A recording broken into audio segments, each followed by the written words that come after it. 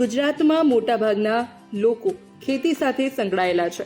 ખાસ કરીને મોટાભાગના જિલ્લાઓમાં અલગ અલગ પ્રકારની અને અલગ અલગ રીતે ખેતી કરતા હોય છે. ખેતીમાં સૌથી વધારે જરૂરી એવા ટ્રેક્ટરની પસંદગી વખતે ખેડૂતોએ શું ધ્યાનમાં રાખવું જોઈએ એ આપણે કૃષિ નિષ્ણાંત પાસેથી જાણીએ.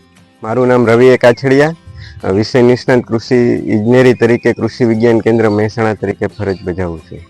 ખાસ કરીને જોઈએ તો આપણે ભારતમાં 20થી વધુ ટ્રેક્ટર ઉત્પાદકો 25થી લઈ અને 75 HP સુધીના 100થી વધુ મોડલો બજારમાં મેન્યુફેક્ચરિંગ થઈને આવે છે. ખાસ ધ્યાન એ રાખવાનું હોય છે કે આપ જે ગામમાં રહેતા હોય એ ગામની અંદર આપણે વર્ષમાં એક જ પાક લેવાતો હોય તો 0.5 HP પ્રતિ હેક્ટરની ગણતરી લેવી જોઈએ. જ્યારે આપણે ગામની અંદર એક કરતાં વધુ પાકોનું વાવેતર થતું હોય વર્ષ દરમિયાન તો 1 HP પ્રતિ હેક્ટરની ગણતરી ધ્યાને લઈ અને ટ્રેક્ટરની ખરીદી કરવી જોઈએ. આપણે જ્યારે રેતાળ વિસ્તાર હોય ત્યારે ખેડૂત મિત્રો એ ધ્યાન રાખવું જોઈએ કે ટ્રેક્ટરનું આગળનું ટાયર અને પાછળનું ટાયર એ બંને વચ્ચેનું અંતર ઓછું હોવું જોઈએ. તેમજ એનું ગ્રાઉન્ડ ક્લિયરન્સ એટલે કે જમીનની સપાટી ઉપરનો ભાગ અને ટ્રેક્ટરની નીચેનો ભાગ એ બંને વચ્ચેનું અંતર છે એ વધુ હોવું જોઈએ અને વજનમાં હળવું હોવું જોઈએ. જ્યારે માટીવાળા વિસ્તાર હોય એટલે કે કાળી માટી જેવો વિસ્તાર હોય તો એમાં વ્હીલબેઝ છે એ વધુ હોવો જોઈએ. એટલે કે બે ટાયર વચ્ચે આગલા અને પાછલા ટાયર વચ્ચેનું અંતર છે એ વધુ હોવું જોઈએ. અને ગ્રાઉન્ડ ક્લિયરન્સ છે એટલે કે જમીનનો સપાટી અને આપણે જે ટ્રેક્ટરને નીચેનો ભાગ છે એ વચ્ચેનું અંતર છે એ ઓછું હોવું જોઈએ. તેમજ વજનમાં ભારે હોવા જોઈએ એવા ટ્રેક્ટરની પસંદગી ખાસ કરીને કરવી જોઈએ.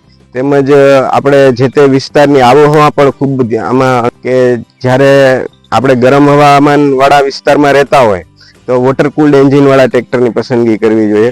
જ્યારે ઠંડા આબોહવા વાળા વિસ્તારમાં રહેતા હોય તો એની અંદર આપણે એર કુલ્ડ એન્જિન વાળા ટ્રેક્ટરની પણ પસંદગી કરવી જોઈએ. તેમજ કોઈ પણ ટ્રેક્ટર ખરીદી કરતી વખતે આપણે ખાસ એ ધ્યાન પણ રાખવું જોઈએ કે નજીકની જગ્યાએ આપણે સર્વિસ મળવી જોઈએ. મેન્ટેનન્સ કોસ્ટ પણ ધ્યાનમાં લેવો જોઈએ. તેમજ ઈંધણ વપરાશ પ્રતિ હેક્ટરનું પણ ઓછો હોય એવા ટ્રેક્ટરની ખરીદી આપણે કરવી જોઈએ. તેમજ ખેડૂત મિત્રો જો એની મૂળ કિંમત છે એ ઓછી અને રિસેલ વેલ્યુ વધારે હોય એવા ટ્રેક્ટરની ખરીદી કરે તો એને સરવાળે ફાયદો થશે. આમ આવી જ રીતે જો ખેડૂતો ટ્રેક્ટરની યોગ્ય પસંદગી કરે તો ખેડૂતો બધા જ કાર્યો ઓછા સમયમાં ઓછા ઉત્પાદન ખર્ચથી અને આર્થિક નુકસાની ભોગવ્યા વગર કરી શકે છે. રિંકુ ઠાકોર, લોકલ 18, મહેસાણા.